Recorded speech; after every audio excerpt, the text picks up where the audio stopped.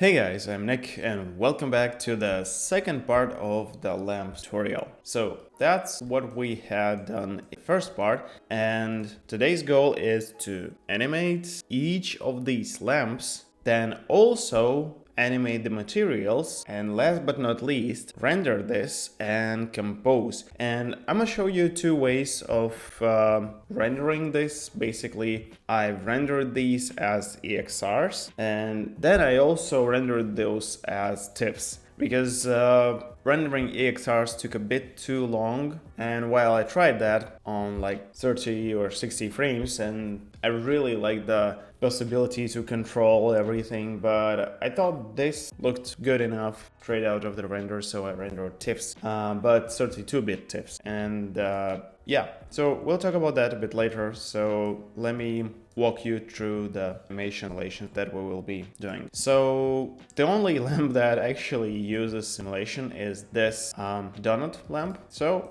let's quickly create RBD animation, RBD simulation for it. So first thing first, we need to make an packed object for our RBD out of this polygonal object. So if you do the assemble and drop it right here, just as we usually do for the RBD. The problem is that there will be two packed fragments because we have this part right here and this part right here. And what we will have is that inner part just like bouncing around inside of the outer part. So what you want to do actually is do a pack, because pack doesn't make any names, and Houdini determines the number of basically packed geos based on those names. So if we use pack, now if we use name attribute, you will see there is an invalid attribute, but we want to use pack, and then we assign just one name. It can be whatever you want to use, name, it's fine. The only thing we want to keep is here in the pack is we want to transfer our normal, not the normals, the material path, because we already assigned materials here and we don't want to do that again. So now when we have name on just one of our packed geos, this is rated as 1, we can then drop RBD bullet solver and then introduce our podium as a collider. So let's get it to the collision geometry here. That's our podium here. All right. So then let's go to the RBD build solver. There are a few things we want to change because those steps in the collision tab, they should be concave and the collision type is static. Then in the properties, let's set the bounce to 0. And in the forces, let's enable pretty little bit of drag. So now if we check how it looks, it doesn't look like anything because we don't have any forces. So let's introduce a bit of velocity. So let's drop attribute wrangle, and that attribute wrangle, let's say that at v.z, so velocity on the z-axis, equals to -1. And now you can see our donut just falls down. All right, that's cool. I want to scale it down, and then I will reverse it and it will go up like that. So at scale equals 1 minus at frame, and I don't want it to be pretty like too rapid. Let's do divided by 100. So then if we play it right now, nothing's gonna happen. There won't be any scaling.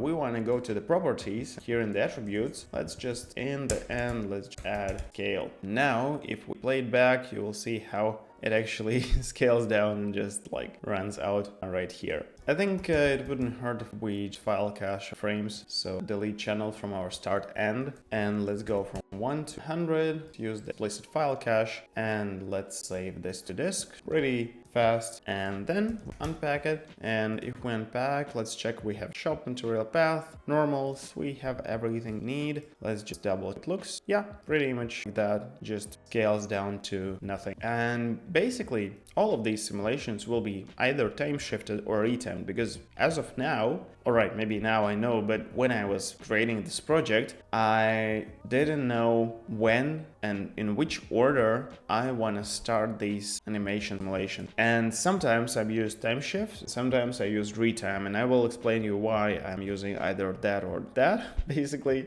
But this time we're using retime. And the great thing about the retime is that we can basically control the speed and time and even frame. And frame will be what we will be controlling or using in this project the most, because we want to not only kind of retime this in terms of like reversing this to go from 100 to 1, but we also want to use curves in our animation. So here I know that at frame 45 I want to be, so let's do the frame, I want to be on the frame 100, and I'm setting the keyframe here, and the frame 150 I want to be at the frame 0 1, and now this is a Bezier curve. But so let's uncheck all the other lamps so they all goes a bit faster, so you can actually see like it starts slow and then it ends up. But the cool thing is that we can go to animation editor, hit on our retime, and then in the curves we can set whatever we want here. So we can make the start super slow, and then it just like jumps to its rest, yep, like that. But I actually did the opposite. So nearly in all of the simulation animations that we have right here, I will do the rapid start, then that very, very slow K. So it should be something this. Yeah, so it basically starts fast and then full stop. Alright, so that's basically it for the donut lamp, but yeah, we will have a few that will require a bit more work to be done. Good example of that is lamp U. So here's the deal, we have this curve, this is the main thing that we will be animating, because again, so it here. And for this one, we won't be using any retime because our curve is changing the number of points, and unfortunately, retime works only when the number of points is in the solid geometry. The number of points is consistent. So here we will go and place our keyframe directly on frame 45, doing any offsetting. So we start with the first U being at 1, second U being at 0.974, like that. And we keyframe the second U, and the frame 150, our second U will be 0, like that. And this looks good to me. Now what we need to check is, first of all, we will need to set a correct curve. So basically the same as we did with our donut lamp. Maybe you know what, that rapid start, that. All right, and here we will have an issue,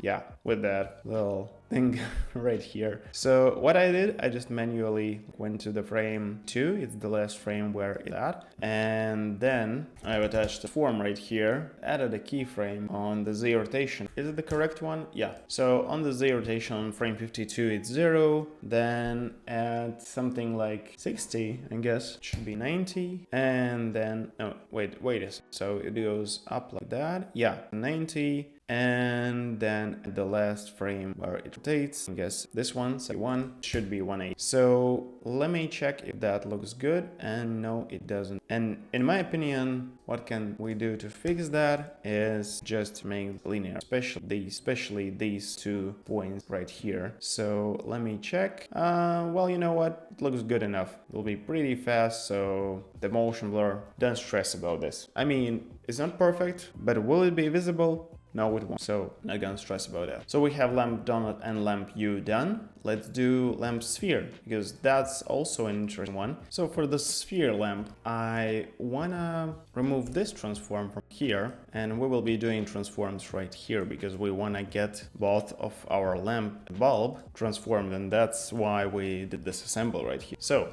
let's drop a transform. First one will be just a rotation, because it will basically crawl up right here. So rotation will be from frame 1 to 1, and then till the frame 60. The frame 60, it will be minus 720, and we can use the default curve. Next one will be a bit different. So we want to position somewhere right here. So let's do 1.44 on X, 0.35 on Y, minus 0.64 Z. We position somewhere right here, but kind of push it down a bit, just like that. Yep. All right. And we want to get these 2 keyframed, so Y and Z. And of course, we want to get them keyframed on 1. So then at the frame 30, the only thing that changes right here will be the Y position. And we want to go up to 155 right here. And I know we are too high, but all right, maybe, yeah, let's try bringing it back down here. But I also want to move it slightly in, so around like that, minus 0.86. And then the frame 60, I just want it all the way to minus 1.5 something here, right? Sits flush me. Yeah, good. So look at that. So look at that. That's how it goes. And I think we have issues going on here. I guess I will need to bring my soft transform up somewhere around, I don't know, here, I think. Well, yeah, that soft transform actually looks kind of tricky and interesting. But you know what? Anyways, I think I won't need that soft transform up until frame 45, I guess. So we can leave that at 0. And also we have an issue right here. So let's quickly address this. So first of all, before modifying the numbers right here, what I want to do is go to the animate editor, and for my Z, I wanna make it a bit more rapid, so like that, more or less. Yep, like that. And for my Y, it should basically go like that. Let's briefly. So it goes up, rolls in. Yeah, it rolls in absolutely not as it should roll in. And yeah, we need to push it up. Definitely want it to, and then maybe let's check if, yeah, we need to push it up on frame 30. So what if we do, yeah, so this looks better. Get that, and goes up here. All right, cool. Then the soft transform. I'm not sure why it behaves like that, because it might be that we are on the wrong point. Oh yeah, look at that, we were on the wrong point. So yeah, and then it goes like that. Yeah, look at that. So again, let's go back to the transform, push this down, that, and yeah, it looks like we're gonna introduce one other key here, frame 1, the frame 45, do that. Yeah, and then it just rolls in. Yeah, I think this is better. So let's check subdivided view, and yeah, so we have the donut sphere and the U, and let's do the shroom. Shroom was also easy to do. So for the shroom, I did 2 types of curves. So that's the first curve that I did, that we did together. And there's basically that same curve, is just like more closed, narrow sort of. And then I have my blend shapes, and I'm just blending two curves, because they both they are not resembled, so they have just like these 2 points. I can do blend shapes like keyframing this parameter right here from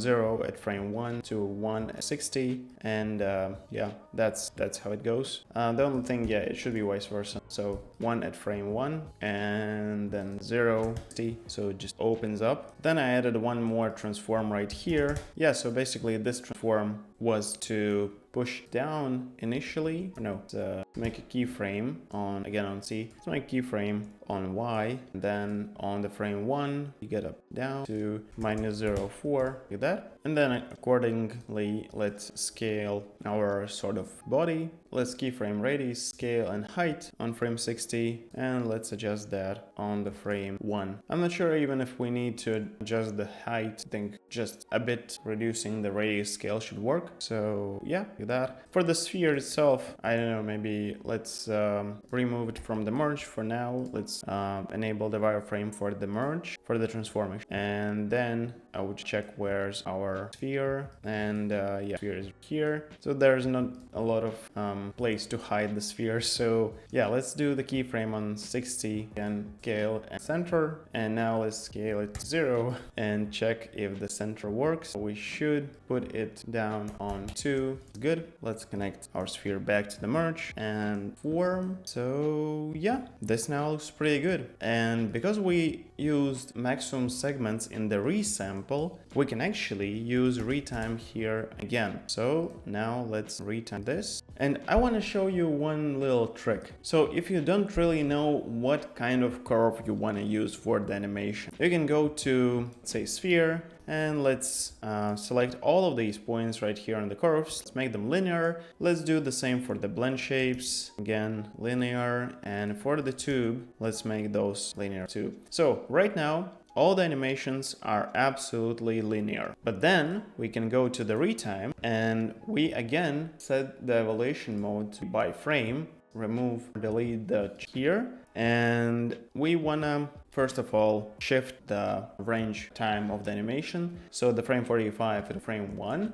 and then on the frame 120 it will be frame. All right, so that. And then we go to animation editor, and then we can set the curves to this frame parameter. Here we can again do rapid start and then very escape. So now look at that, our retime works. And yeah, that's how you can basically have a bit more control for your animation. And also it solves the problem of going to all of them, like the sphere, the tube and the glass part here, and adjusting the keyframe like curve sliders and stuff. Here you have all of them one control. So now let's do so we have shroom, we have donut, have you. Already looks pretty good. So yeah, like that. So this starts first, and then just all of the other lamps roll in their places. So let's do the stick. That's also an easy one. So it basically has another transform. Let me just switch to the correct one, because it's basically the same keyframes as we already did. And again, since geometry is not changing, we can go to transform, go to animation editor. You will see that all of them are linear again, like this. And then in the retime, I want this to start at frame 60. So we go to the frame 60, set the evolution by frame, and set this to number 1, keyframe it, and at 120 it will be the frame 60. And then we can go to animation editor, age, hit command or control A, and then make this faster and this slower. Now, yep, that then just slowly comes in place. All right, cool. So then for our double shroom lamp that we have here, let me these, and let's go inside and check this one. So there's the deal. I made few adjustments to forms, and instead of like manipulating where it was, oh, it's here. So instead of manipulating these knives, I just made a separate sort of copy of this and used blend shapes. So let me draw blend shapes, and this will be actually the state number 2, sort of. So it goes to the blend source, and then let's copy this right here. And what I did is I made a bunch of transforms here. So first of all, to save some time, and because I don't think that it's crucial,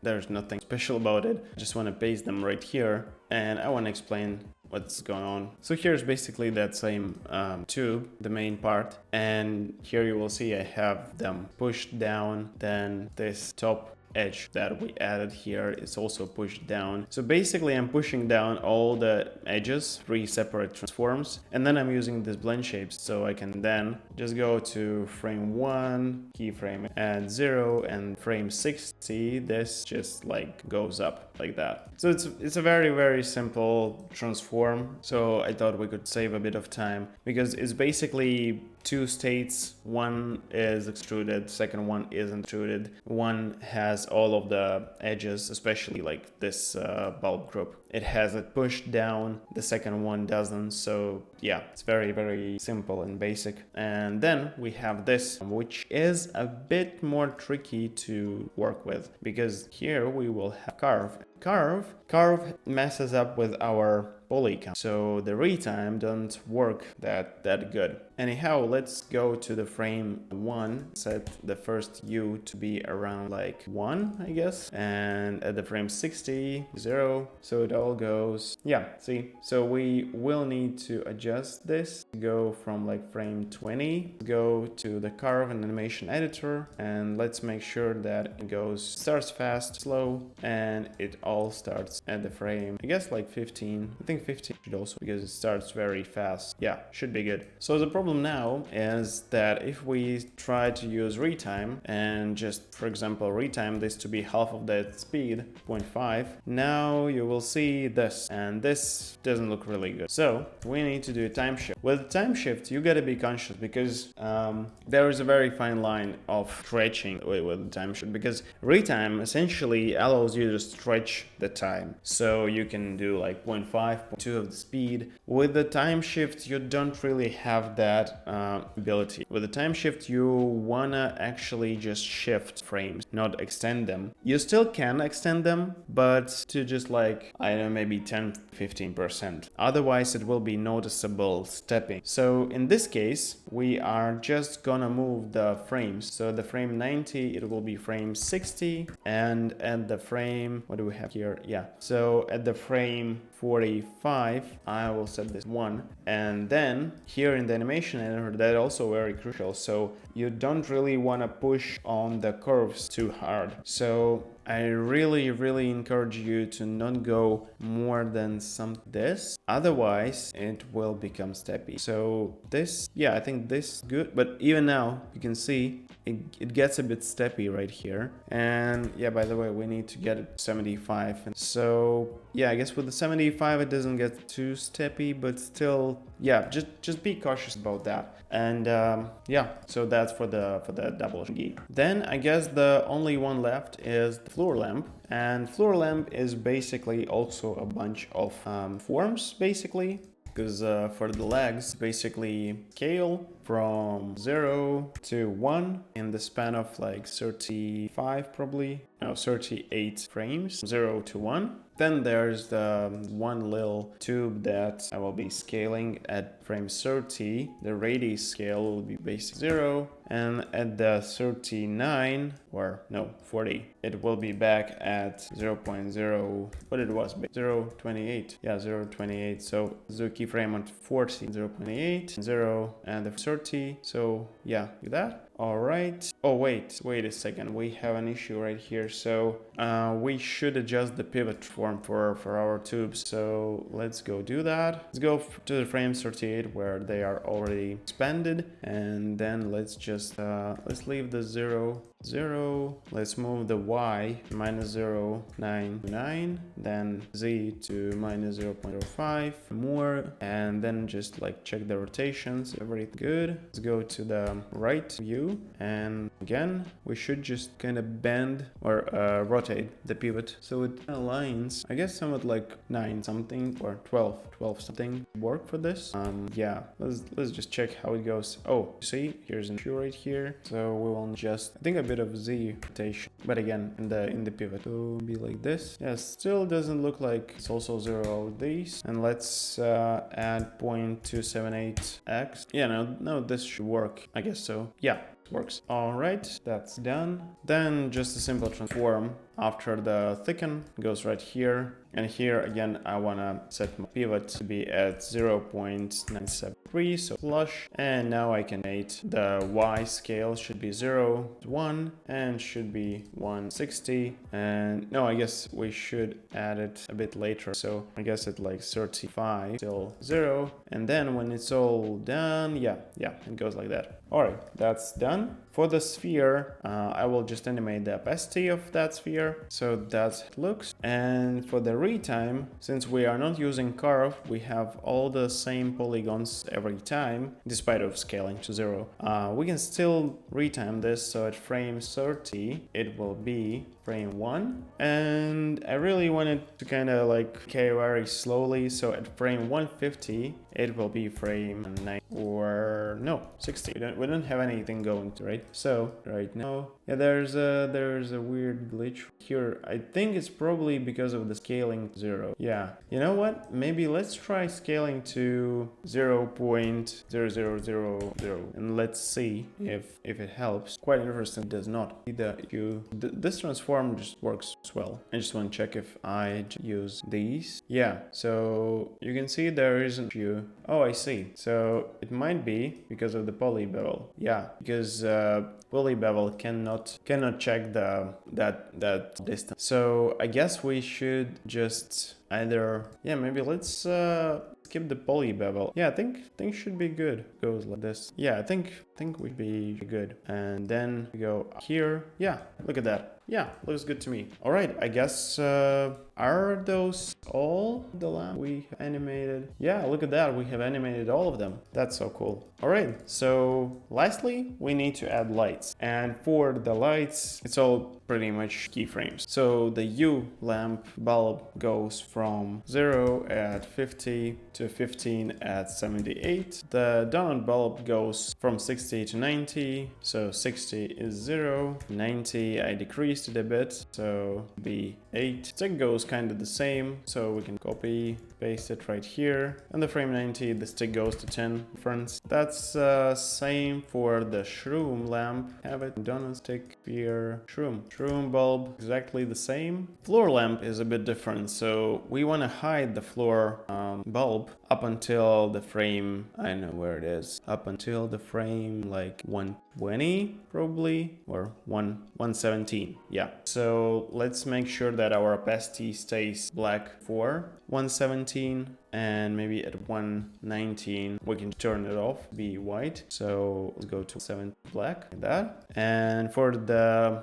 emission weight, wanna probably have like 10 frames increases in the emission. So at the 135 it will be 15, and the 170 will be 0, that. And we also need to animate that lamp floor glass. This little thingy right here, do it again, frame, I guess on the frame 101 could be already visible. So setting opacity to white, and the frame 19.7, 98, 99, it will, right? And then what do we else? Oh, double shroom. Oh yeah, so the double shroom lamp. Let's again copy the bulb from the shroom, and we will just adjust the keyframe. So let's go to animation and let's move that keyframe a bit closer, be from 60 to 75 on that. So we have animated shroom, we have animated, oh, we don't have animated the bulb, so the sphere bulb. Yeah, I guess that's also, it goes from 60 to 90, or even we can start it earlier around like 45, set emission weight at 0 at 45, and at 60, yeah, at 60 it will be 50. Or you know what, we can even go a bit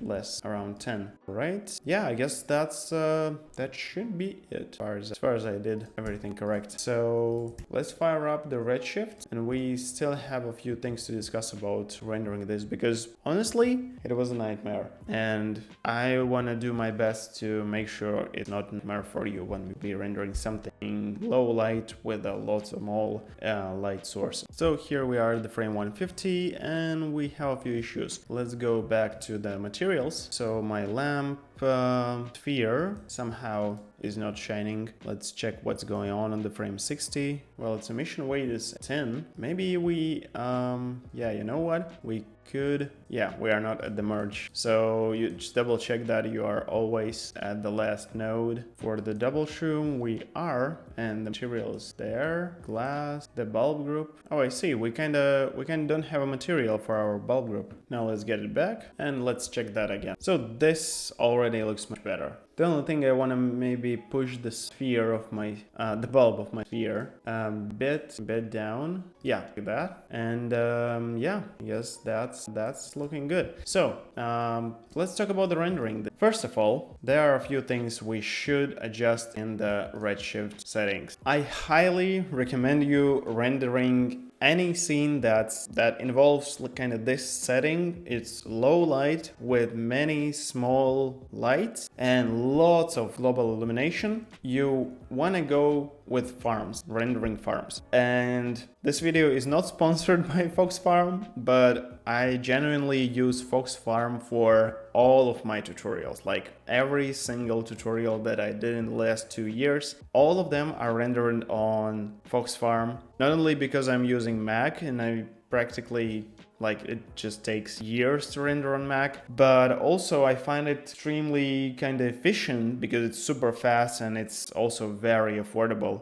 especially for commercial projects. And I mean, my tutorials are commercial projects. That's basically my day job. So yeah, rendering everything on Fox Farm just helps a lot. And they also have sort of kind of big promotion going on right now. So if you recharge for 100, you will have 50 coupons. So you are getting kind of 50% extra coupons to render. And what I did here to make this completely noise free, I just went with 0.001 error threshold in the unified sampling. I don't usually do automatic sampling, but here there is a very big difference in samples used, for example, in this area, which is not lit, and then all the samples right here in all these little, you see like these edges right there, it requires hell a lot of time. So that's why I just left it automatic. I know Fox Farm will handle that. It wasn't like a $5 render, it was a bit more, but still, it was super fast and it was completely noise free, as you can see. So another thing that I enabled was motion blur. And motion blur here is not based on the velocity, just like the pixel motion blur. I went with a custom at 0.15 and 0.9. And then what's crucial was the globals. So this wasn't enough for all the GI here, and all the trace depths wasn't enough for this to look good and for the render to compute them correctly. So I increased the combined to 20, and then reflections and refractions, I've set them to 10 and 10. So we should stop the render for now. Yeah, then 20, 10, 10. Then most important thing was global illumination. So I went with 20 trace depth for my brute force primary GI engine, and then I tried a radiance point cloud, and there was a drastic difference between 16, 512, 10, 24. I even tried, because I've got a lot of like splotchy shadows and just like lots of artifacts. I just cranked it up to 16,384, whatever there was, and I still got artifacts. And what actually worked, I just set that to brute force, and I used 2048 in my brute force engine for my brute force for my secondary GI engine, and yeah, completely noise-free render and beautiful global illumination. For the caustics, I unchecked the caustics, I don't need them. I'm not sure even if that kind of influenced the render in some way, but yeah, that's what I did. And then in terms of rendering, so I rendered the XRs, I rendered zips, but then I also rendered DWAAB, because that's what you guys recommended me in the Discord channel. And yeah, the file size was significantly slower, so I'll be rendering DWAA or DWAB. And the main thing here, you want to go with 32 bits, and then here's your AOV manager. And what I used was diffuse lighting, then the specular lighting, then it was the reflections, then my refractions, and then, oh, of course, global illumination. Yep, where it's global illumination. And shadows. Yeah, I added shadows right here. So that was my first render. We will go to the After Effects in a minute and see how I composed that. But I also rendered just plain TIFFs, so these, with a float 32 bits. And that also was pretty cool. Much better than 8 bits or bits, whatever this default. Alright, so yeah. I'm not sure if you will be able to see, but even now, if, for example, let's save this snapshot right here, and let's just do a quick progressive render for this part right here when we cranked up all the settings. I guess even now you can see the difference in illumination from just these two snapshots. And here's my After Effects. So basically, yeah, that's how you import the XRs. And you see I have all of my passes here. So I have my beauty pass. That's how it looked from the farm. And yeah, then I had my diffuse. Then I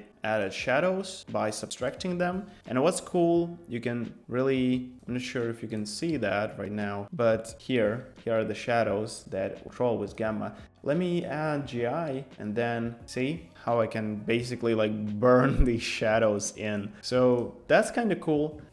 For the GI, you can also kind of push it with exposure, really push it so freaking much. And yeah, I didn't do anything to the exposure, but for example, for the specular, same thing. you can push the highlights, you can really like push the texture. Then reflections, same thing for the reflections. You can see I manipulated the gamma of the levels, and just look how it changes. Basically, we have nothing on the floor right now, and then I just introduce it like bit by bit right here. Just that's completely different render right here. And the same goes for the gamma. For the refractions, also all the glow inside of the lamps. Just look how I can control that. Maybe it's not the best way to control that with the exposure, but again, lots of possibility. And then I used the looks. That's something I found on the like whole workflow with the EXRs, as I didn't know how to do that. I found that on Cinema 4D sort of workshop on YouTube.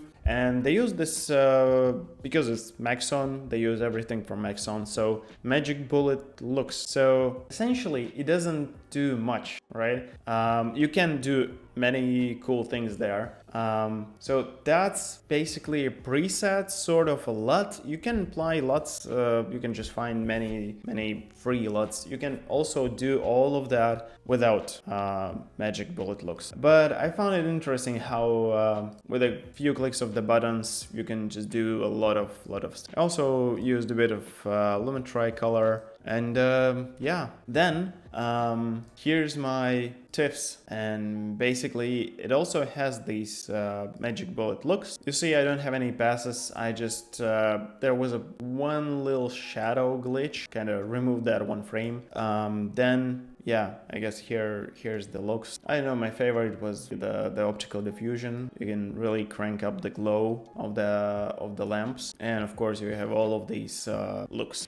Right. So then another tricky part was rendering this. So I usually render using the Adobe Media Encoder. This time I rendered this in Adobe Render Queue. And for the MOV, MP4, PNG, it's all basically the same settings. The only thing that I've changed and that make this look as it should be is here. We want to go to the color, show all, and then you want to go with sRGB, with sRGB display / ACES 1.0 SDR video. Okay. And of course, before even importing the EXRs or anything 32-bit, you want to go to the project settings right here and set your color to OCIO color managed with your ACES 1.3 CG and of course 32 bits per channel. I think these will set automatically when you change to ACES CG right here. So yeah, I was pretty hyped about the EXRs,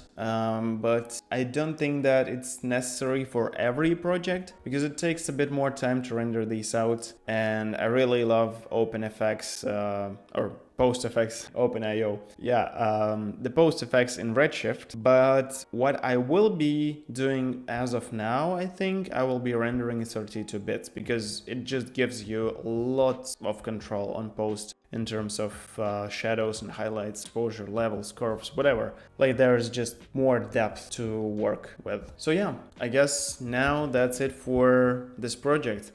I really hope that all of this, it might not look like you will be doing animations in Houdini, not only the simulation, but I mean starting a project in Houdini, doing it from scratch, especially when you come from Cinema 4D or Blender or Maya or whatever it is, it could be intimidating to do that all in Houdini because the workflow is completely different. But here, I tried my best to show you that you don't really need to overcomplicate things, and yeah, it's all doable in Houdini with a very little knowledge. And also I hope that the rendering process of this setting, sort of this scene where we have lots of small lights, overall very dark scene, it will come handy because I've been on a number of projects where we were tasked to do sort of something like this, and each of the times that was a pain to do that because of how difficult it is for render engine to actually calculate all the highlights and shadows and don't make make any mistakes, because all of these mistakes will be just like a jumpy, flickery, splotchy shadows or highlights or reflections. And yeah, in majority of times you cannot fix that, so